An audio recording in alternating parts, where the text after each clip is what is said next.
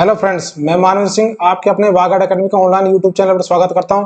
पिछली बार जो हमने टेस्ट सीरीज कराई थी वो परसेंटेज की पार्ट फर्स्ट थी। इस बार कराते हैं परसेंटेज की पार्ट सेकंड सीरीज। तो चलिए शुरू करते हैं। आपका 11वां सवाल, 850 का 5.88% कितना है? तो जो 5.88% है उसका मान जो होता है वो होता है 1/17।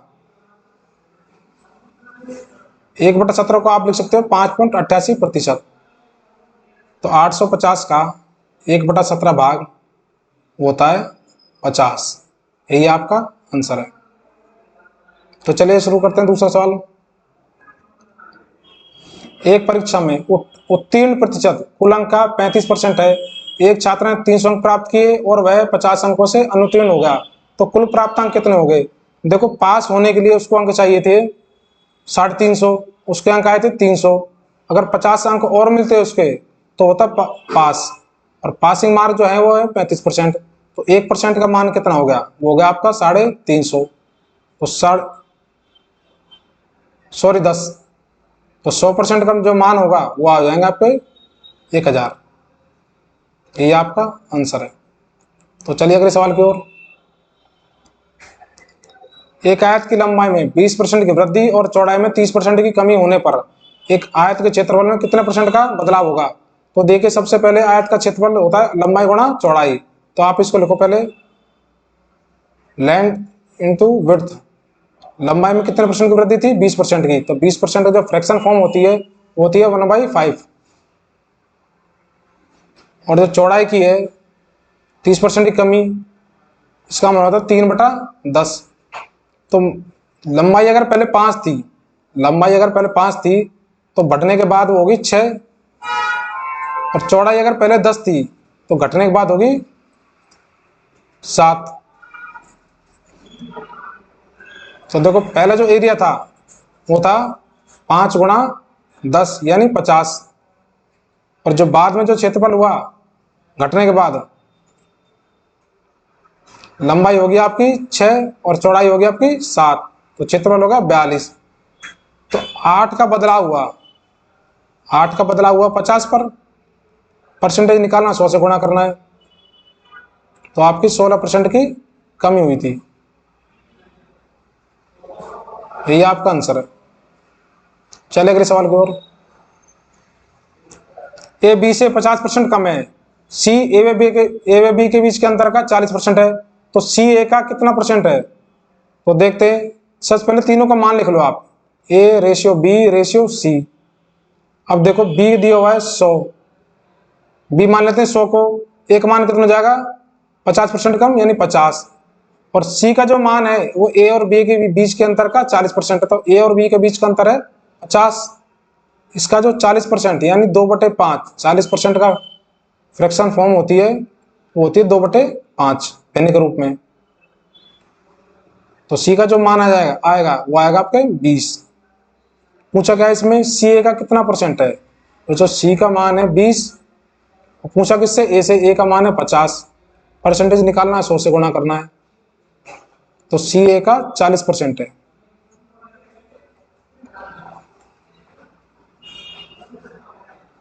चलिए अगले सवाल की ओर।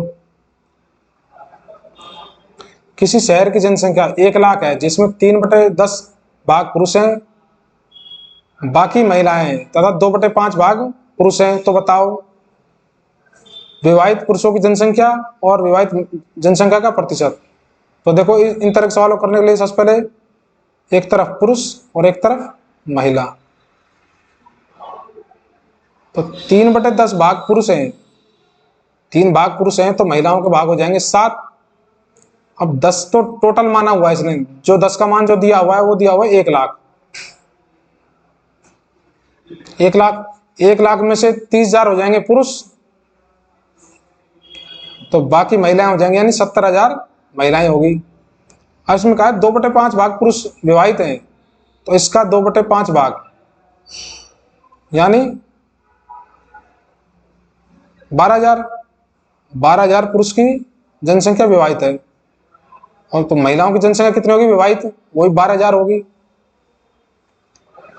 अब इसका सवाल देखो, विवाहित पुरुषों की जनसंख्या है 12,000, और विवाहित जनसंख्या का प्रतिशत 12 और 12 24,000 और टोटल जनसंख्या है 1,00,000। परसेंटेज निकालना 100 से गुणा करना है, तो 24% विभाजित जनसंख्या का प्रतिशत। तो आपका पहला ऑप्शन करेक्ट।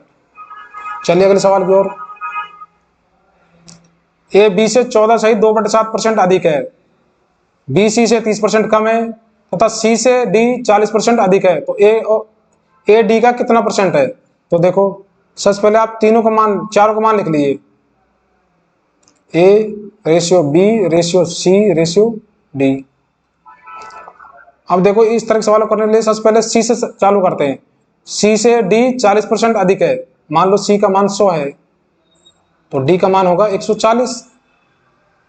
और बी सी से 30% कम है, बी सी से 30% कम है, सी का मान अगर 100 है तो बी का मान हो जाएगा 70।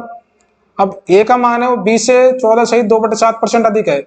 अब देखो 14.2/7% का मान होता है फ्रैक्शन फॉर्म में 1/7। मान लो अगर बी का मान 7 है तो ए का मान कितना हो जाएगा, 7 में आप 1 ऐड करोगे तो हो जाएगा 8। और जो 7 का मान जो दिया हुआ है वो है 70, तो 8 का मान कितना हो जाएगा 80, तो ए का मान कितना हो जाएगा 80। अब इसमें पूछा क्या है, ए डी का कितना परसेंट है, तो ए का मान 80 और डी का मान कितना है 140। परसेंटेज निकाल लो आप।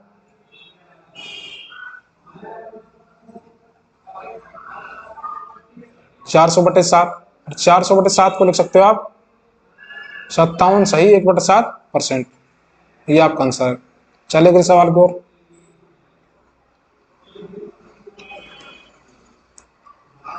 यदि किसी संख्या के 5/8 के 80% के 6 सही 2/3% का मान 270 है तो उसी संख्या का 2/5 का 16 सही 2/3% का मान ज्ञात करो। इस तरह के सवालों करने के लिए सबसे पहले आप x का मान लिख लो, x का 5/8 और 80% को आप लिख सकते हो 4/5 फ्रैक्शन फॉर्म में।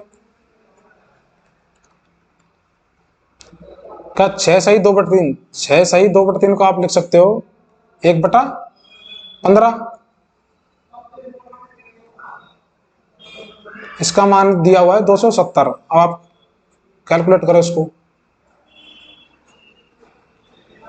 तो x का मान आएगा 15 30, 30 गुणा 27 8100। तो x का मान आ गया, वो संख्या थी 8100। और इसका क्या पूछा है, इसने मान पूछा है, तो 8100 का 2/5 का 16 सही 2/3 यानी 1/6। 16 सही 2/3 का जो मान होता है फ्रैक्शन फॉर्म में वो होता है 1/6। 16 थी 48 प्लस 2 50, 50/3 और परसेंटेज हटाना 2 जीरो भाग लगाना है 50/300 तो 1/6। काटो इसको, 56 30, 270, 270 गुणा 2 540। ये आपका आंसर है। चलिए अगले सवाल की ओर। यदि ए का 9 सही 1/11%, बी का 13 सही 1/3%, सी के 14 सही 2/7% के बराबर है तो ए बी सी का मान ज्ञात करो। A ratio B ratio C का मान ज्ञात करो। तो देखो इस तरह के सवालों करने के लिए सबसे पहले आपको बताता हूँ, ए का x% बराबर बी का 5% बराबर सी का z%। तो A ratio B ratio C का जो मान होता है वो होता है आपका 1/x%, 1/y%, 1/z। तो देखो इसमें क्या पूछा है, A ratio B ratio C का मान आप इसमें रख दो। x का मान कितना हो जाएगा 9 से 1/11, तो 9 से 1/11 का जो मान होता है वो होता है आपका 1/11। इसको आप उल्टा लिखोगे तो लिखोगे और 1/y का मान है 83 सही 1/3, 83 सही 1/3 का जो मान होता है आपका वो होता है 5/6। और जो z का मान है 14 सही 1/7 यानी 1/7। तो आप इसको चेंज करोगे, A ratio B ratio C का मान 11, 6/5 और 7, तो 11 पंजे 55, एलसीएम लेने के बाद 6 और 7 पंजे 35, 55 6 35, ये आपका करेक्ट आंसर है। चलिए अगले सवाल की ओर। एक आटे के मूल्य में 87 सही 1/2% की कमी आती है तो खपत में कितना परसेंट बढ़ाना पड़ेगा कि जिससे उसका खर्चा अपरिवर्तित रहे। इस सवालों को सबसे पहले करने के लिए देखो, कमी प्रतिशत 100 माइनस कमी प्रतिशत गुणा 100, तो देखो कमी कितनी थी 87.5, 87 सही 1/2 को लिख दो 87.5, 100 माइनस 87.5 गुणा 100, तो 87.5 बटे 12.5 गुणा 100, पॉइंट से पॉइंट कैंसिल होगा, 125 गुणा 7 875 और 7 गुणा 100 700, 700% वृद्धि करनी पड़ेगी खपत में। यह आपका करेक्ट आंसर। चलिएगा लास्ट सवाल की ओर। 1 बिलियन के घोल में 33 सही 1/3% नमक है जिसमें से 27 लीटर पानी उड़ जाता है। अब घोल में नमक की सांद्रता 66 सही 2/3% है, तो विलयन की सांद्रता की प्रारंभिक मात्रा ज्ञात करो। तो देखो जो घोल में सबसे पहले दिया क्या हुआ है, एक तो नमक है और एक पानी है। उड़ता हमेशा पानी है, नमक की सांद्रता वैसी वैसी रहेगी और नमक में इसने चेंज नहीं किया, तो दिए 33 सही 1/3% क्या है उसमें नमक, यानी 1/3 भाग उसमें नमक है। जब 1 भाग नमक का है तो 2 भाग सांद्रता में पानी का होगा, और 27 लीटर उड़ने के बाद और नमक की सांद्रता कितनी है 66 सही 2/3%, तो 66 सही 2/3% को आप लिख दो 2/3, तो 3 में से 2 भाग नमक का है उड़ने के बाद, तो पानी कितना भाग होगा 1। अब चूंकि इसमें पानी उड़ा है, नमक की सांद्रता वैसी वैसी थी, नमक में कोई परिवर्तन नहीं हुआ, तो इन दोनों को आप इक्वल कर लो। यहाँ पर 2 भाग है तो इसको 2 बनाने के लिए आप 2 से गुणा करो, इसको 2 से गुणा करोगे तो पानी को भी आप यहाँ 2 से गुणा करना पड़ेगा, तो ये तो ऊपर तो होगा 2 और पानी होगा ऊपर 4। अब देखो पानी पहले 4 भाग था, अब रहेगा 1, तो कितना भाग की कमी आई 3 की, और सवाल में बोला है कि 27 लीटर पानी उड़ जाता है, यानी 3 का मान दिया हुआ 27 लीटर, तो 1 का मान कितना होगा 9 लीटर। और प्रारंभिक मात्रा पूछी है, 2 भाग नमक का था और 4 भाग पानी का था, 6 भाग, तो 6 भाग प्रारंभिक मात्रा थी, तो 9 को 6 से गुणा करोगे तो 54 लीटर, तो प्रारंभिक मात्रा थी 54 लीटर। इसी तरह आगे के सवालों को करने के लिए आप हमसे जुड़िए, लाइक कीजिए, शेयर कीजिए और सब्सक्राइब करिए। धन्यवाद।